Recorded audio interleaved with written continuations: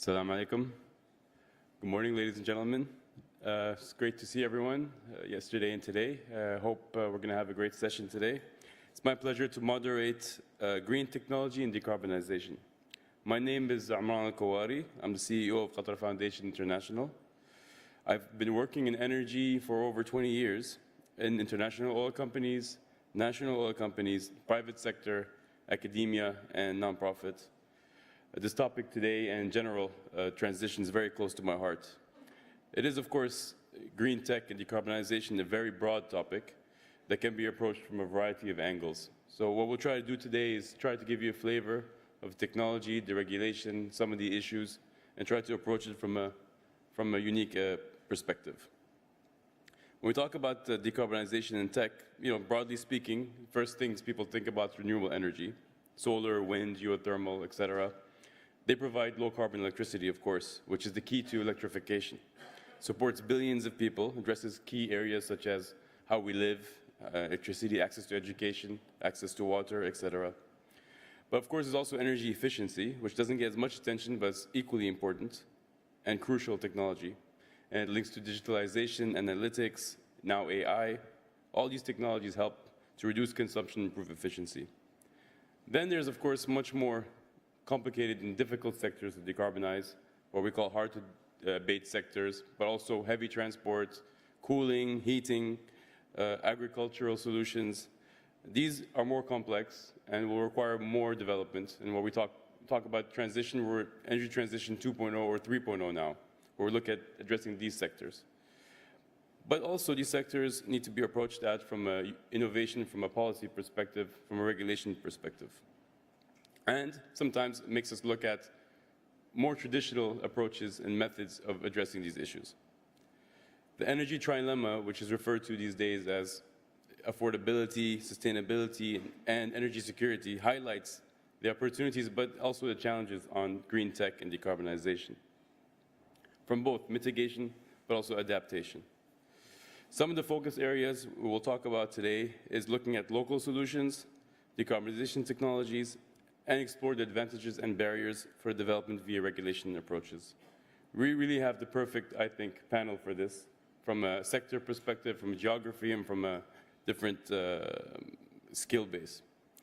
We'll start off now, actually, before we get to the panel, with Dr. Mark Vermeesch, who is Executive Director of Qatar Environment Energy Research Institute, QERI. He is a leading scientific technology research and development innovation expert globally.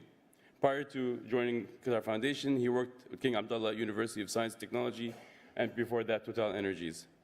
It's a pleasure to have him here today. He's going to give us a short presentation. He'll take us through a general understanding of green technology and bring it back to Qatar.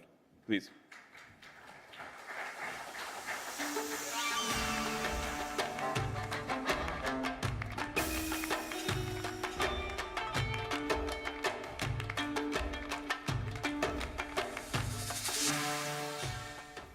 Thank you very much, Amran, for the very kind introduction, and very good afternoon, everyone, dear guests, colleagues, and friends. I'm very happy to be here, part of this EarthNA Summit, and I want to thank the organizer, Gonzalo, and of course, Amran, for inviting me to this short presentation and panel discussion.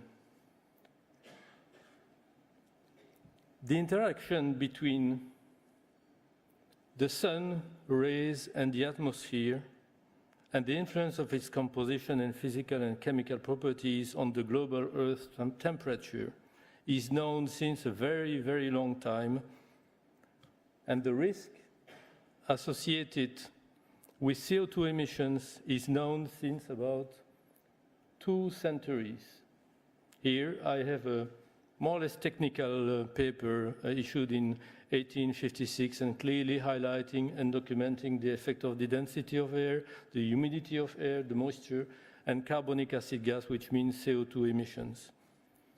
If you look a bit down the road in 1912, you can find, throughout these 2 centuries, you can find quite a few papers on this topic, and here it's a much broader audience paper raising a major concern on the emissions of CO2 from massive coal burning from the industry and the household sector.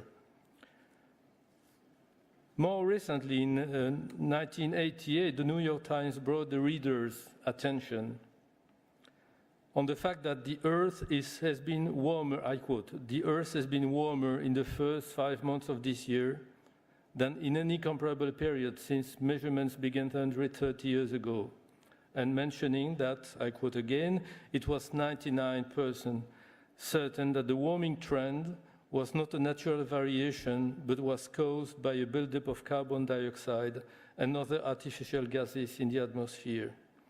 99%, I'm not sure at all, but it was absolutely clear that the people's attention, the population's attention on the risk associated with CO2 emissions was clearly identified and documented. This paper is, as I said, in 1988, 35 years ago, and advised sharp cut in burning of fossil fuels is urged to battle shift in climate change. We are today in 2023, and as I said, 35 years later of this paper. With the same observation, again, a deep and now urgent decarbonization of our world is needed.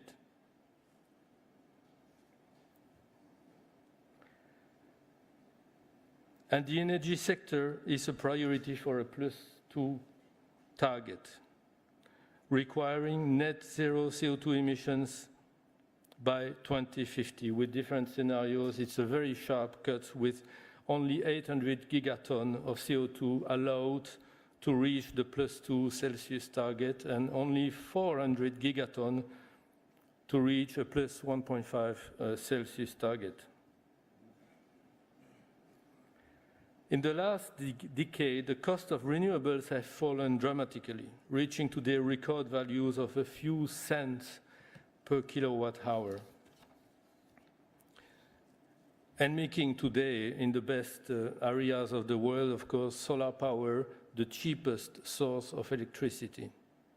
On this graph, you can see the cost of solar photovoltaics, converting light directly in electricity with semiconductors, the cost of concentrated solar power, focusing the heat of the sun irradiance on thermal exchanger, and onshore and offshore wind compared to fossil fuels.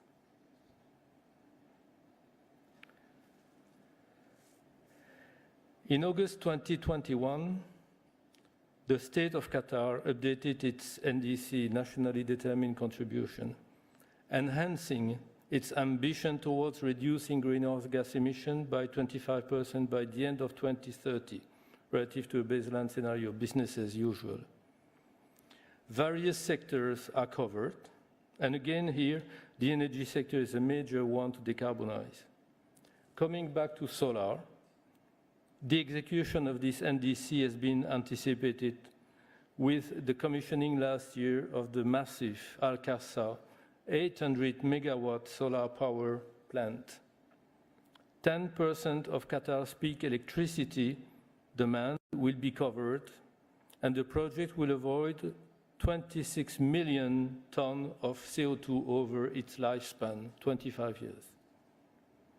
This power plant is the country's first large-scale solar plant and is presented as a step towards Qatar's goal of achieving 5 gigawatts of solar power by 2035. KERI, the Qatar Environment and Energy Research Institute, has been actively involved in this Al-Qasr project and is already preparing to support the deployment of the next phases. This is part of our market-driven research we execute in the Institute and our mandate to support the country. This support is possible thanks, of course, to the commitment of the teams, but also due to exceptional assets and equipment we have. And some of these assets represent a unique capacity in the country and in the region. Here you can see our outdoor testing facility where we test solar equipment and other pieces of equipment at a pilot scale in real weather conditions. The weather of Qatar is amazing for research. You combine all the difficulties and you put everything at the same place. You have the heat, the humidity, the salinity, the wind, the dust, and the sand combined together to shake the equipment and the solar power plant in this specific case. So all components are tested. This work, it's a 35,000 square meter outdoor testing field and start to be quite crowded. And of course, the industrial sector is involved. This outdoor testing facility is complemented by indoor testing in laboratory, which means that we do accelerated testing. We cannot wait for 20, 25 years to know if a piece of equipment will survive or fail. It's a bit too long, but we compare the real weather condition testing to the indoor accelerated testing and aging to make the appropriate modeling and try to anticipate and see at the end what matters is the bankability of the projects. Can this type of equipment have the needed warranty, 25 years warranty, to be installed and in a profitable manner, of course. This research is deployed, of course, at the national level. And here you have an example of the way we organize the research. It's a solar research consortium where industrial partners join, pay a fee, and be part of a pre-competitive research. So we share the results, and the partners pay only a part of the research cost. And if any partner wants to go deeper and further in a one-on-one confidential research collaboration, it's a very good platform to initiate such collaboration. And we move from national to the international level. You see here the distribution of a solar research consortium at the international scale, where the work is deployed to improve, to advance the performance of the solar photovoltaic equipment and technology. And finally, another example is an amazing asset. We have 15 solar monitoring stations, weather stations all across the country. We do the real-time 24/7 measurement of the solar irradiance and weather conditions, compare this ground measurement to satellite measurement, and then we can, of course, draft the mapping of the solar resource at the country level. It is extremely, it's crucial for power plant, for the profitability of power plants. We need to know exactly what is the solar resource available at the location of the power plant. We have one of these stations at the Al-Khasa plant and 14 others across the country. And we have for the first time issued the Qatar Solar Atlas, a very first of its kind reference document. This is a very small sample of what we do in the Energy Center of Kiri in solar PV. You are more than invited to visit us, to drop us an email and visit, and we cover many other aspects in energy, water, and environment for arid regions. I thank you very much for your attention.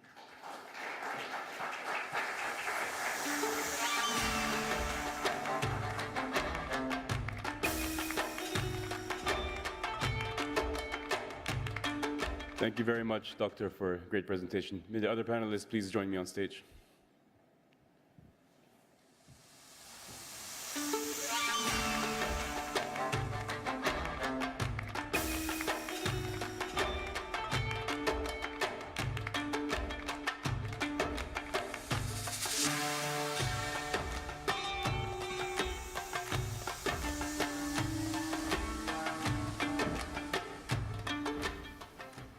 So as I mentioned earlier in my introduction, I really think we have a fantastic panel.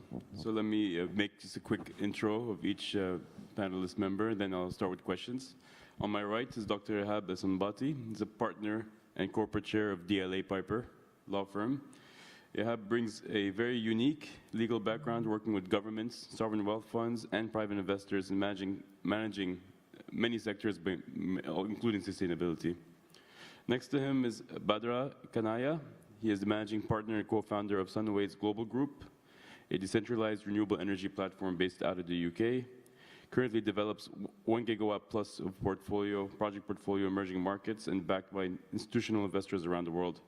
He's focused on driving measured and quantifiable impact on lowest level of pyramid. Very interesting. Next to him, of course, is Dr. Arunabha Ghosh. He is a global climate expert and a CEO of the Council of Energy, Environment and Water, the CEEW, which is one of Asia's leading policy research institutions. He's also a globally recognized public policy expert, author, and institution builder. Of course, we know Dr. Ramesh next to him. Welcome, everyone. So I'd like to start with the first question. Dr. Sanbati, we had a very good summary earlier on, previous session and with the previous presentation on technical aspects of decarbonization and green tech. Based on your experience, how can we overcome the barriers to the widespread adoption of green technology and decarbonization technologies, particularly from a regulatory perspective? Thank you very much, Hamran. I'm very pleased and honored to be with you here, and thanks to Qatar Foundation and their center for the invitation. We use a term now in DLA Piper called Sustainability 2.0, where we have overcome considering the sustainability from only one dimension. And we think that considering multiple dimensions is the best way to deal with the sustainability in a manner that we deal with the evolution of the sustainability goals. And when we think about this kind of multiple dimensions, we think about mainly three considerations. The first one is that we should value the impact of the movements and the actions that we are taking from every regard. And we have to consider also what are the effects of the diversification of using of the resources, not in the manner that where are the resources used, but where are they affecting other angles as well. And the third consideration that we use in our multi-dimensional consideration of the Sustainability 2.0 is the equality and justice in environmental manners. It's a complex things, and we in DLA Piper are trying to be on top of the matters and be aware of the developments and the challenges to be able to take our clients through the entire process from initiation, development, finance, implementation, and commercialization. The other thing that you kindly mentioned is the barriers. I think one of the key issues to develop appropriate regulatory framework is to understand the issues. And we as lawyers, as you know, we are like surrounded by multiple experts like yourself and the distinguished panels. We need to understand more. We need to listen to all the stakeholders. We need to understand all the issues. And if we open this kind of doors of discussions, and I think this is an amazing platform to allow this to happen, we can then think about the appropriate regulatory framework in a very dynamic and agile manner. Nothing wrong about correcting, improving. And one of the main things that I have learned throughout my experience in the regulatory framework designs and so on, that we shouldn't really over-regulate anything. I know that many of our colleagues would like to have an optimal, complete legal framework, but this has not been proven as a key of success. The real key of success is to keep understanding the issues, analyzing them, do the right research, and then customize the appropriate regulatory framework that allows the business to go ahead and to mitigate the risk. And then we come here and to explain to you guys as key stakeholders what are the regulatory options, erase the barriers in front of you, giving you appropriate access, and then guiding you throughout the entire process. I can talk a little bit more, but I will stop here at this point, and if you have any further clarifications, I'm very happy to reply to them. That was fantastic. I think that's very helpful, very interesting. I think before we move on to the next, to elaborate more on that point, so that's very insightful. What are some of the things you've seen that have worked from a regulatory perspective that have been successful to kind of, taking what you said as an example? Where have you seen as a successful outcome in certain regions, certain areas in decarbonization? Thank you again, Omran. I don't want to be doing a lot of promotion for the law firm, but we have believed in the sustainability as it is developing very much, and we have started, as they say in the UK, where you are doing your PhD and you are a very well-known authority there. We walk the talk. So we started not only by promoting ourselves as one of the biggest law firms that is dealing with sustainabilities and projects and so on, but we have complied strictly internally and on a global wise with all the requirements of sustainability. And therefore, we were able to guide our clients in many of the new green hydrogen projects that is now going on in very neighbors countries like, of course, Oman, like in Qatar, like in Egypt.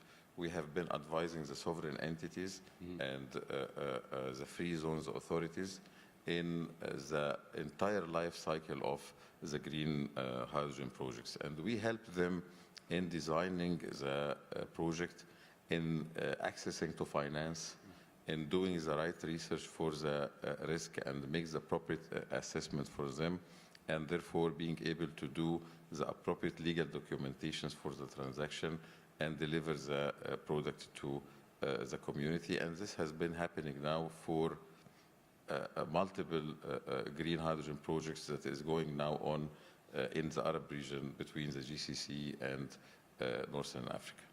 Fantastic. Thank you very much. I think we'll go with Dr. Ghosh, if that's okay. Welcome. Coming from perhaps Indian perspective or any perspective you want to talk about, but India specifically, one of the fastest growing and unique energy systems where decentralized renewable energy has been a key component in development. How do you think public-private partnerships and collaborations can be leveraged to accelerate the development and deployment of green technologies and decarbonization technologies, especially in the decentralized model? Thank you, Omran, and once again, many thanks to Earthna and Qatar Foundation for inviting me to the summit.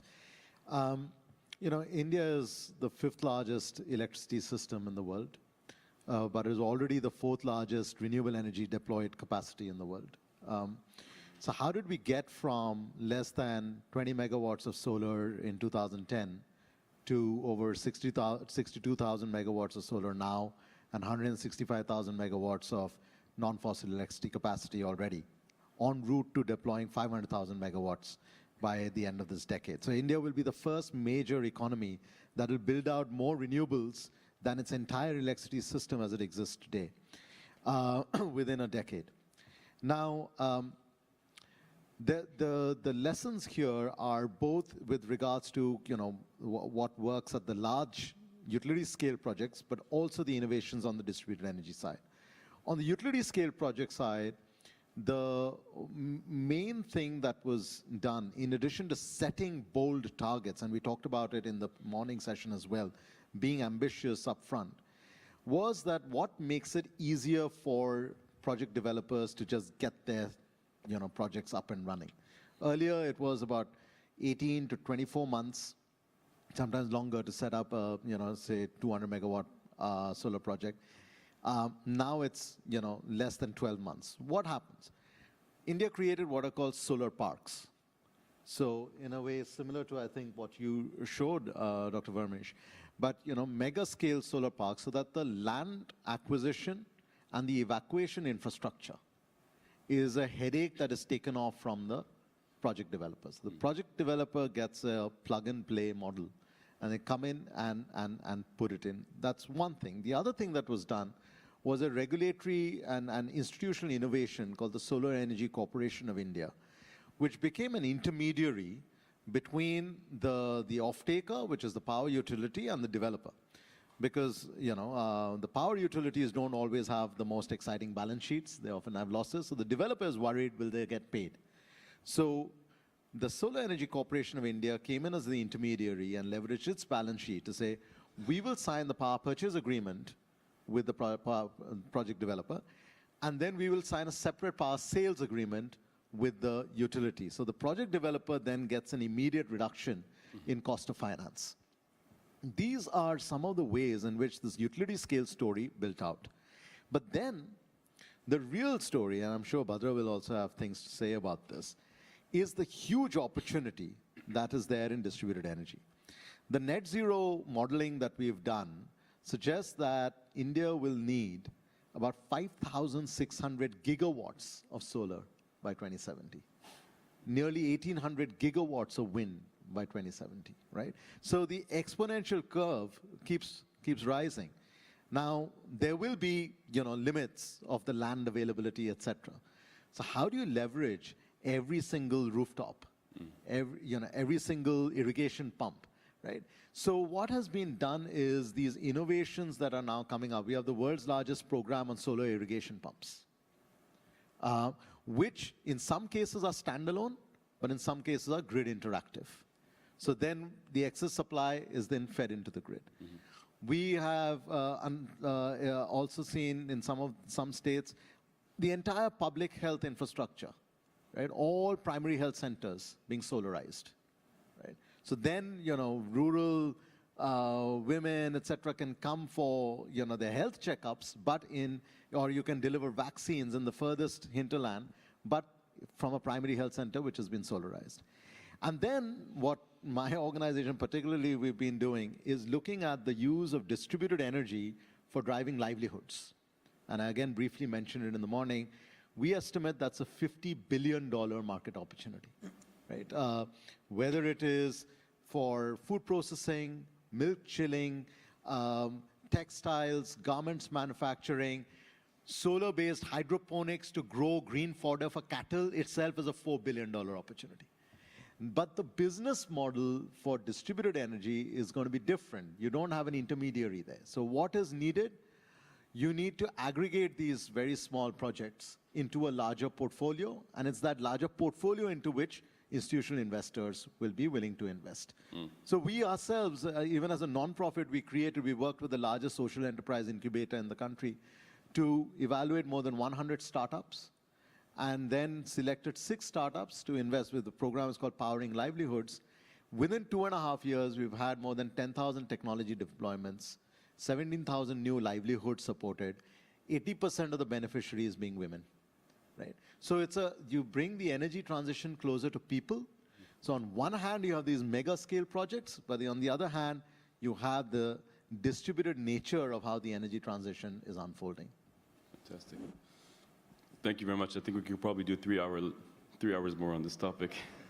Very, very interesting. Bhadra, welcome. You're, of course, very focused on making an impact, addressing equity issues in transition, while also running businesses. What do you think, from your perspective, are measures that can be taken to ensure that green tech development and applications are developed in a just and equitable manner? Thank you for inviting me for Qatar Foundation, Arthana. I will just take where Dr. Ghosh has taken. I think India has a phenomenal story in terms of how the entire energy ecosystem locally is built. But there always an opportunity in terms of how the big boy clubs, typically the gigawatts, large deployment institutions, not able to solve the last mile blocks, the last mile connectivity, residual energy, which we are not able to solve because we are evacuating a large gigawatt scale at a 220 kV or a probably larger evacuation.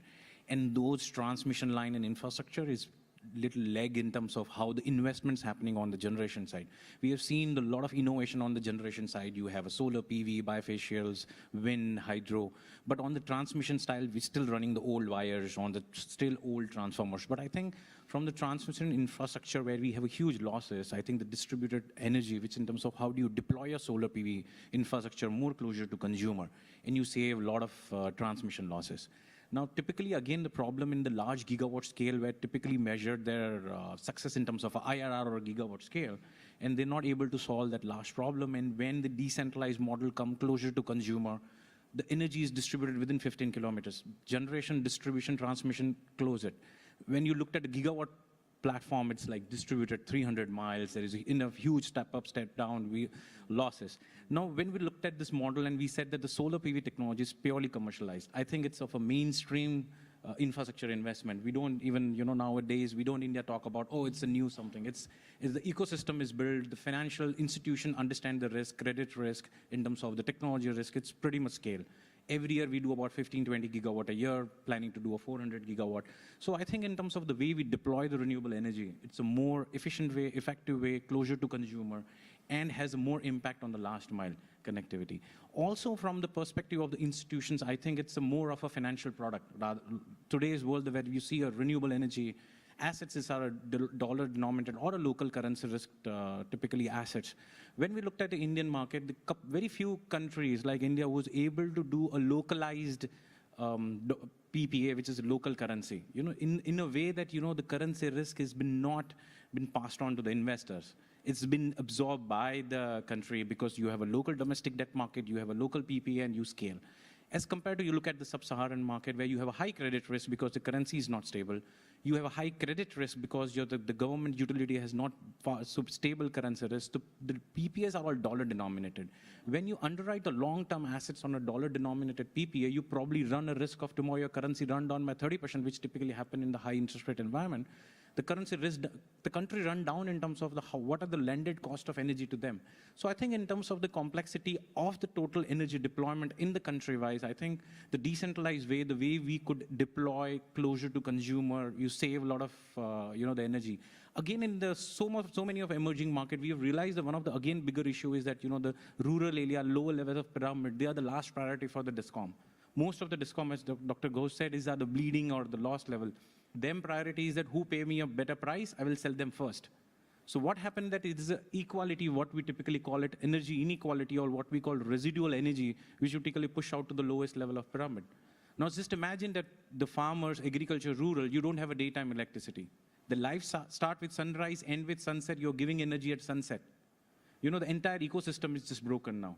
Now to address this, again, the decentralized is where you build the ecosystem closure to day. Solar works absolutely parallel with where the energy needs. They need in the daytime. Solar is the best in the day.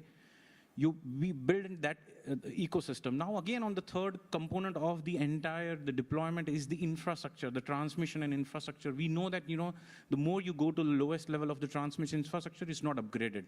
There is a lot of higher losses. Your isolator doesn't work, your relay doesn't work, your switchgear has been broken. The government has no priority because that's any which ways is lowest level, the lot of shutdown. Now, when you build a decentralized project in the deployment of an innovative build and deploy this technology, these infrastructure-related broken is taken by the private developer like us. When we build a 10 megawatt, 15 megawatt local close to a different district, we take care of those infrastructure bottlenecks, and that is seamless energy is connected. So I think from my perspective, there is enough new green technology which has been there in the market. There are a lot of push is available from the local vibrant ecosystem, which is India is able to demonstrate. We could take out that any new technology like the new age, the groups could deploy that technology. A lot of financial institutions, I think everybody would agree that in today's world, we don't have a dearth of capital. The way to how do you access that capital in terms of a bundling with the good credit, underwrite with the insurance, and probably deploy the good commercialized technology, where is a long way to build that large scalable decentralized platform. Mm-hmm. That's very, very, very insightful. And so how would you then take those solutions and make sure that, I think the quote you have on your website is to, or on your profile is impacting the lowest level of the pyramid. How do you then channel that to make sure that part of society, that part of the energy users benefit the most? So I think, what we did typically when we looked at some of the region in India where there was energy inequality, we said that we will build grid-connected, decentralized, utility-scale solar projects. So these are the solar projects are not 200, 500 megawatt central located, a bigger project, but there are 15 megawatt located in one district, 40 villages connected, they just get a day. What we are able to do is that the grid, when you do a community grid, when you do a small grid, you run a large risk of how do you guys get the payment, you have a big credit risk, and that's why the community grid is not able to scale. But when you build the grid connected and you are running the same credit risk as the big boys are running, you are selling it to the DISCOM, but within the 15 miles. So you underwrite the credit risk, build that platform. It is similar credit risk as the big boy club, and then you scale that model. Very interesting. That's really helpful. Dr. Vermeesh, thank you again for your presentation. Maybe coming at it from, since we're looking at it from a Qatari perspective a bit, or from oil and gas producers, What do you see are the threats and opportunities from a green tech and decarbonization perspective? Thank you. Is it a threat, or is it an opportunity, or is it both? I would say it's both, but it will be up to the oil and gas companies to make the choice. As you may know, I worked many years for an oil and gas companies, and I started almost 20 years ago. At the time, I was very lucky to be at the right time, at the right place, and that group decided to move massively in solar energy and renewables globally. And the way the group decided to move in this direction was to understand the technology and the market. And this is the reason why we started the research in solar photovoltaics and solar thermal.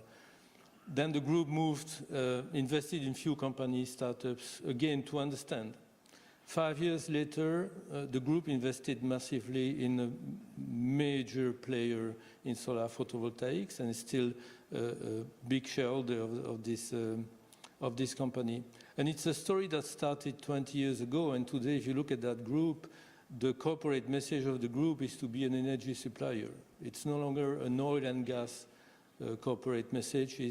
And the group massively moved in electricity generation distribution in most of the sectors coming here and shaking the system. The investment decision of that group was made at a time where solar PV was going up and down, and in terms of profitability, it was not obvious at that time. And some of the key players were moving out of renewables at that time. So it was a big question mark for the group I'm referring to move in that direction at the time where the competitors were moving out. So it was a point of concern. What I mean here is that it was a strategic decision that I think today was the good one, while the others didn't move in that direction. Today, you can see opportunities for oil and gas stakeholders. If you look at the synergies, of course, you have the size of these players, the financial capacity, the capacity to move into massive projects and to deploy massive projects such as the Alcázar power plant, so they can handle it. The political power is also very important to move and to invest in different countries. You can find technical synergies if you take an oil and gas player able and handling on a daily basis offshore equipment, they can deploy offshore wind very easily. Moving into an electricity market that used to be heavily centralized and today going into a more decentralized model might be a threat for the new players. And I keep thinking of these famous, I would say, business cases where big companies have been destroyed by small players coming to the market because they've seen the market change, while the big companies were still very comfortable in their business as usual model. So there is not a single answer to the question. It will be up to the maturity of the oil and gas players. The shift is coming, the shift is happening. I would say oil and gas is still there for many decades. We have to remember that probably about 75%, 80% of market share in the energy mix for a few decades. It will be challenging to reach the 2 degrees Celsius target. We should probably stop communicating on this because my personal opinion is that we'll not reach that target. And don't forget energy efficiency and energy conservation. We had a wonderful talk yesterday evening during the dinner with basic facts and even not technical or scientific content, bringing people down to earth and to the reality of that is coming to us. Yes, so it's not about fossil fuels or green tech. It's a combination, and it's within fossil fuels itself, ability to decarbonize as you're doing the green tech. We heard yesterday evening the transition. Today, the biggest part of the decarbonization has been made through energy efficiency. And if you look at the energy efficiency of the fossil fuels, coal versus natural gas is cleaner and much more efficient and can contribute in a transition model to decarbonize fast. Thank you, that's great. I think we have time for a few more questions. Dr. Rash, if you don't mind, so you mentioned the incredible development going from 20 megawatts to 62 gigawatts in India alone in renewables, and it's going to exponentially grow. So how does energy security fit in those plans when you're looking at renewable energy, intermittency, problems that come with electrification, cyber issues, etc.? How is that being integrated in the plans, and where do you see also the opportunities and challenges with that? This is a great question, Omran, because historically energy security was about diversification of sources and trying to avoid fluctuations in prices, right? I mean, we are literally having a conversation right now, 50 years after there was the first oil shock, so to speak. But going forward, energy security will be those two, but also having to do this within a increasingly shrinking carbon constraint. And the bit that has not fully been understood is that the energy demanders of the future and the energy fuels of the future will be different from the energy demanders of the past and energy fuels of the past.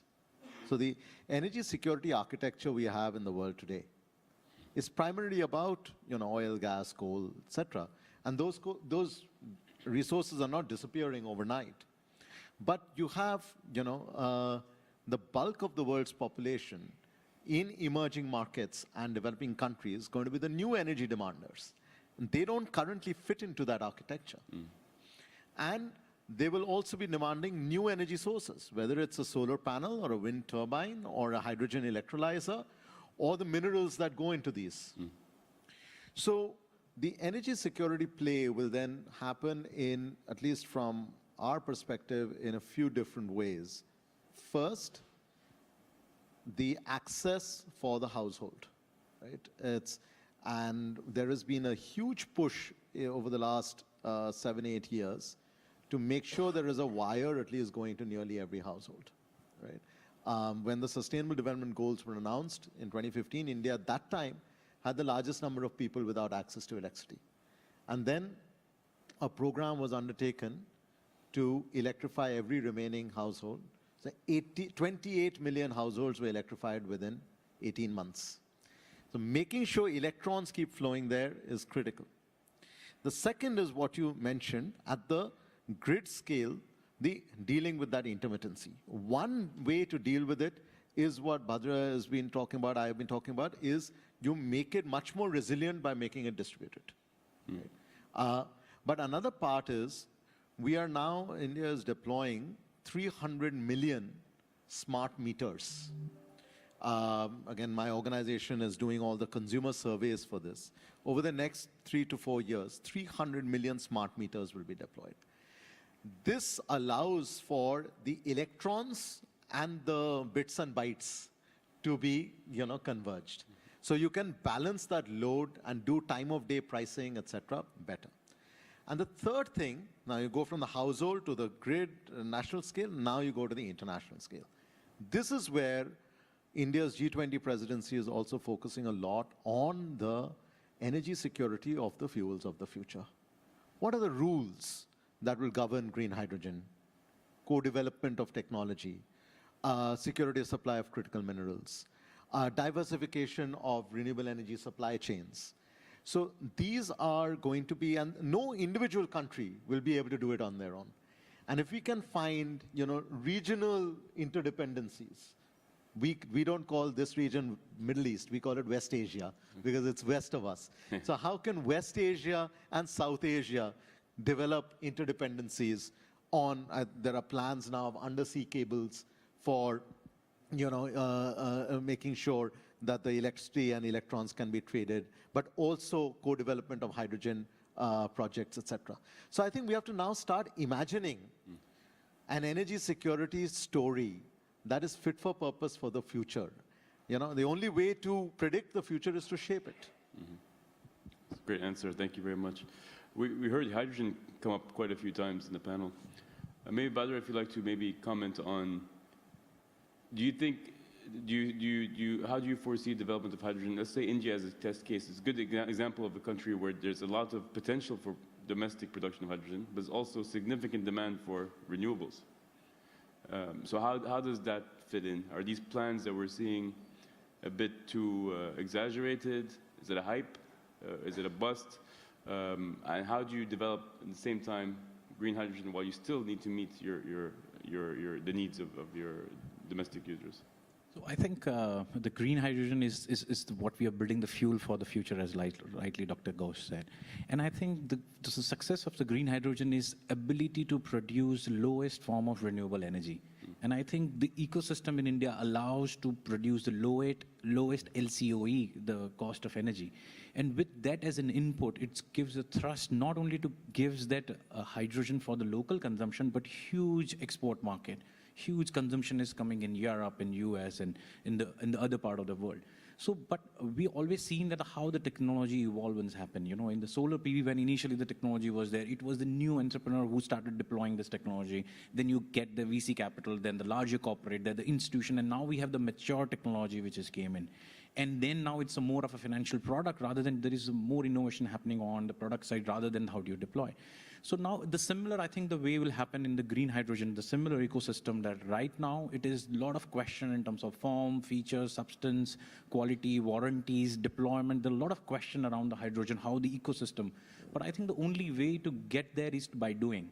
You know, if you start doing and if you keep progressing every mile, you will achieve that. You know, if we keep asking questions how you're gonna do it, it's only that the local entrepreneurships needs to deploy the resources, build it with the partnership of the university, the venture capital, the policy level support, and you get there.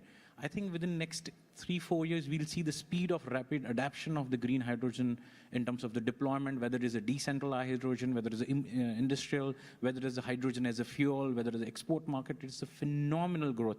I personally very optimistic about the hydrogen as the fuel or the industrial commodity going to be a wide shape.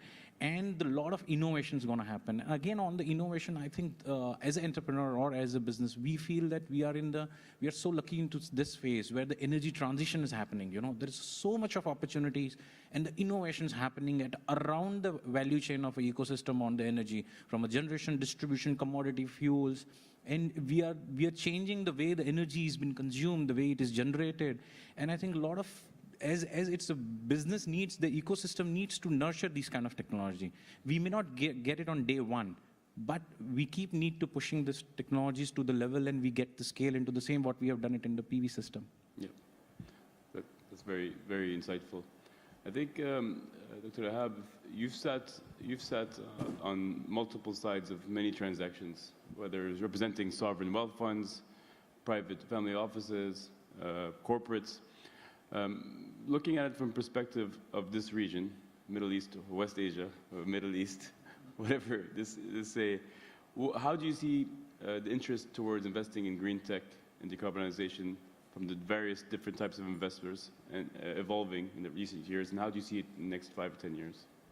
Sure. Thank you very much, Omran. And I wanted to ask Doctor, like, what do you call West Asia? Like America is called like double West Asia. Really West. Remember, America was discovered when Columbus was trying to find India. It all goes back to India. Discovering East Asia, okay. So, yeah, thank you, Omran. I wanted to touch upon what you have said. We have seen the importance of the tech in many of the new transactions. We cannot ignore the importance of technology and the artificial intelligence. We have seen this being done in many deals. And Qatar, for instance, it is not a secret and not because we represent them in transactions or whatever. The Free Zone Authority, Qatar Free Zone Authority, has hosted few companies now that are doing decarbonization and using high technology to produce decarbonization options and solution, and the investment has been doing great. And the other thing that we have seen also is a successful PPP projects. Many countries now in the world, including India, Middle Eastern countries, and other countries in the developing world, have enacted very progressive PPP regulatory framework where there are incentives to the tech investments in renewable energies, And there is, of course, achieving appropriate checks and balances system to make sure that everything is transparent and integrate, and to avoid any leakage and sort of like any misconduct or whatever. And also we have seen like a tendency to adopt in the investors here in the region, and we cannot ignore the big changes that QP has done recently and renamed itself as QE. It is not only renaming or rebranding, but it is completely changing the approach in investments.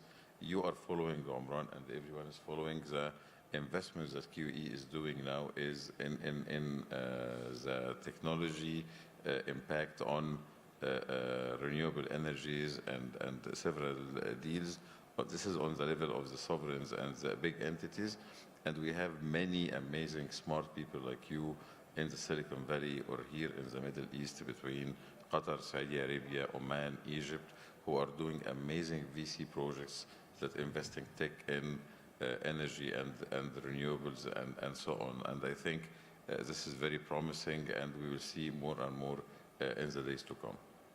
Thank you. I think I have one more question for the open for the panel, and then if there's any question from the audience, that's fine. We talked a lot in the past, let's say 5 years. There's been a lot of focus on mitigation, on these very interesting technologies. Even direct air capture, as recently is now becoming trendy. However, in recent COP discussions and even discussions yesterday and today, adaptation seems to be what's really needed now if we're not going to meet 2 degrees.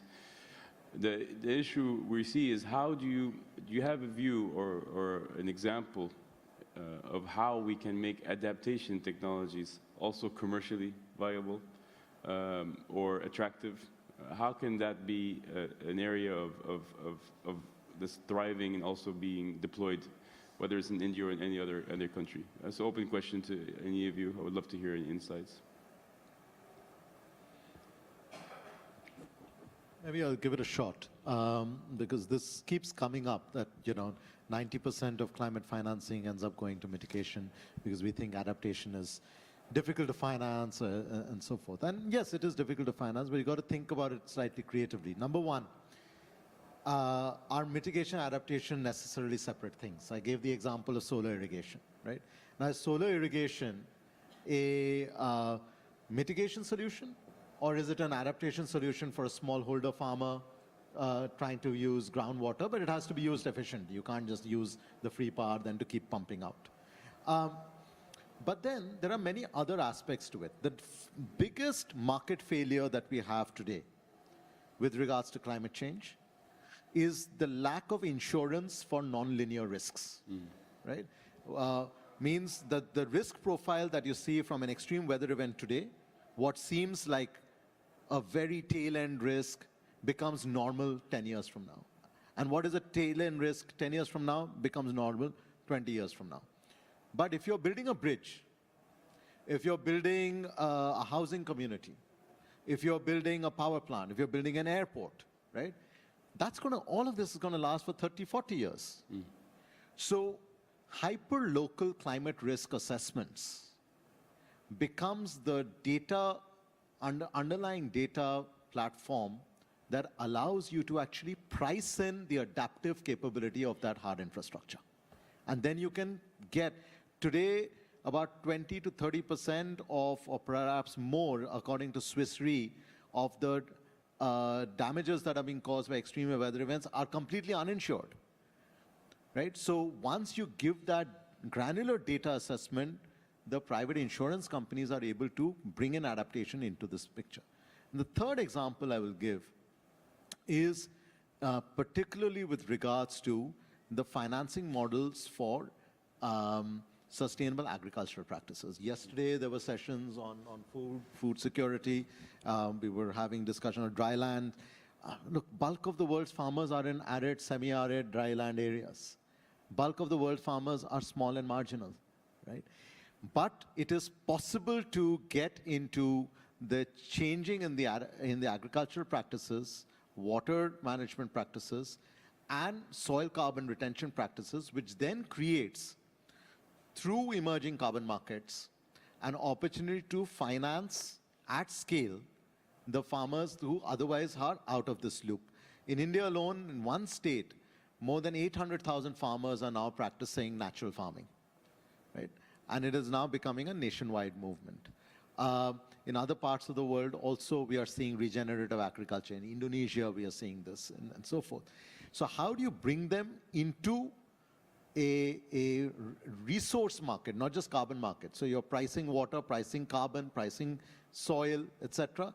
And then the efficient practices that you start following becomes the way to, becomes at scale the way to attract the institutional capital.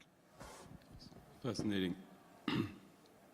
Well, I think actually probably going to wrap up now, but just to summarize some of the very interesting conversations. We started off talking about sustainability 2.0, which is another way of looking at the trilemma, looking at things from different perspectives. All stakeholders must be present in the table. It's not just lawyers, not just scientists, technologists, policy people. We need to listen to each other more to figure out practical solutions. We learned about the massive development and lessons learned around the growth from 20 megawatts, 62 gigawatts, things like solar parks and ways to managing finance and risks. Understood that solar PV now went from a commodity to being now looking at beyond that, how you can go community-targeted approach and the benefits that come with that.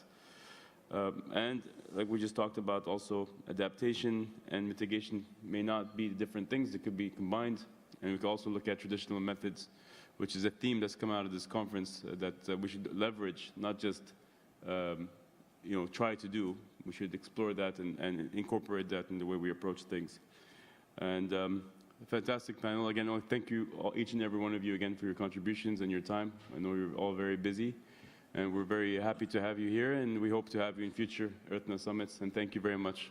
Thank you.